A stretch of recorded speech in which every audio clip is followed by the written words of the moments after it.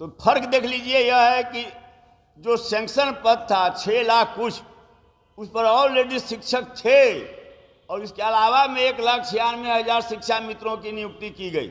इसलिए कि दलित बस्ती में, अति पिछड़ों के टोला में, या भौगोलिक कारण से या सामाजिक कारण से जो बच्चे विद्यालय में नहीं जाते हैं, उनके नज़दीक में विद्यालय रहेगा तो सुविधा होगी। और इसीलिए जो विद्यालयों की संख्या बढ़ी तो शिक्षकों को उस रूप में शिक्षा मित्र के रूप में नियुक्त किया गया।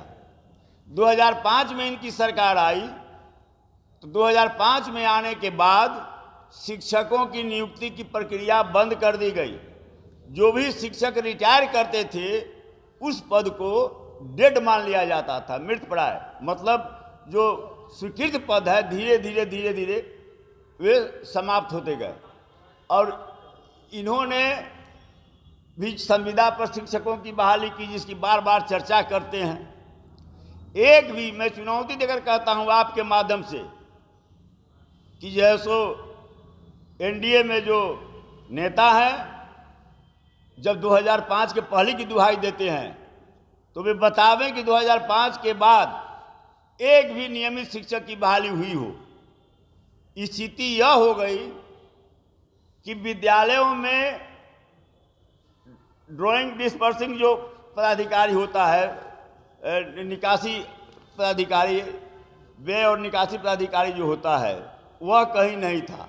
और जो माने अभी जो पिछले बार जो नियुक्ति हुई है, इसके पहले वही शिक्षक थे जिनकी नियुक्ति राजद शासनकाल में हुआ था, और उसको बाधित करने के लिए इन लोगों ने कोर्ट में उसे केस करवाने का काम किया था और रुक गया था, जो फिर बाद में कोर्ट के आदेश से उनकी नियुक्ति हुई।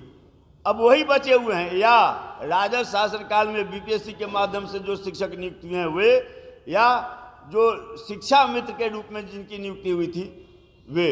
इनके शासनकाल में एक भी शिक्षक की प्राइमरी विद्यालय में, मध्य विद्यालय में, उच्च मध्य विद्यालय में एक भी शिक्षक की नियुक्ति नहीं हुई है। मेरा चुनौती है, चैलेंज है। विश्वविद्यालय और कॉलेज में भी एक शिक्षक की नियुक्ति इनके द्वारा नहीं की गई। जब महागठबंधन की सरकार बनी और हमारे नेता आदरणीय तेजस्वी जी जब 2020 में चुनाव में उन्होंने वादा किया कि मैं 10 लाख नौजवानों को नौकरी दूंगा, उसमें बजाबते से उन्होंने आंकड़ा जारी किया कि 4 लाख से ऊपर शिक्षकों के पद रिक्त हैं, तो माखौल उड़ाया गया कि पैसा कहाँ से लाएगा। यही लोग बोलने वाले हैं, सार्वजनिक रूप से बोलने वाले हैं, प्रेस के सामने बोलने वाले हैं कि पैसा कहाँ से लाएगा, फुटबार बाप के यहाँ से लाएगा। लेकिन संकल्प था तेजस्वी जी का, और उसके बाद जो है सो जब महागठबंधन स्थिति आई, महागठबंधन की सरकार बनी, तो जो है सो शिक्षकों की नियुक्ति हुई। एक मसला उसमें और है जो बड़ा जोर से लोग उठाता है, डोमिसाइल का मामला। राष्ट्रीय जनता दल के संकल्प पत्र में है कि डोमिसाइल नीति लागू रहेगी, बिहार में बिहारी लड़कों को ही नौकरी में प्राथमिकता दी जाएगी। और अब चूंकि इनको तो अरंगा लगाना था, कुछ न कुछ अरंगा लगाते रहते थे बगैर तत्कालीन शिक्षा मंत्री के जानकारी के।